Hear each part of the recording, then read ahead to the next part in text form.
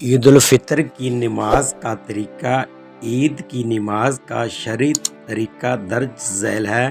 نماز عیدین باہر عیدگاہ میں ادا کرنا سنت ہے۔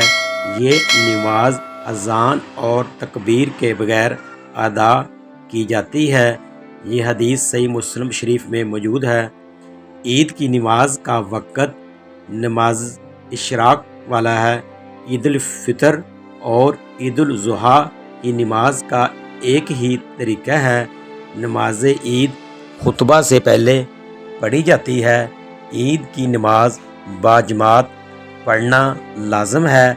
عید کی نماز سے پہلے اذان اور اقامت نہیں کہی جاتی۔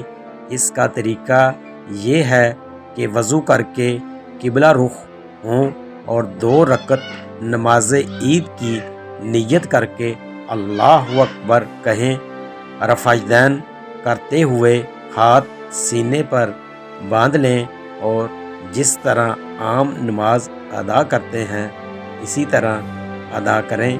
فرق صرف اس قدر ہے، اس نماز میں زائد تکبیریں ہیں جن کی تفصیل حسب ذیل ہے۔ حضرت عائشہ صدیقہ رضی اللہ تعالی عنہا سے روایت ہے کہ رسول اللہ صلی اللہ علیہ وآلہ وسلم نے نماز عید الفطر اور عید الاضحیٰ میں 7 اور 5 تکبیریں کہی ہیں، رکوع کی 2 تکبیروں کے علاوہ۔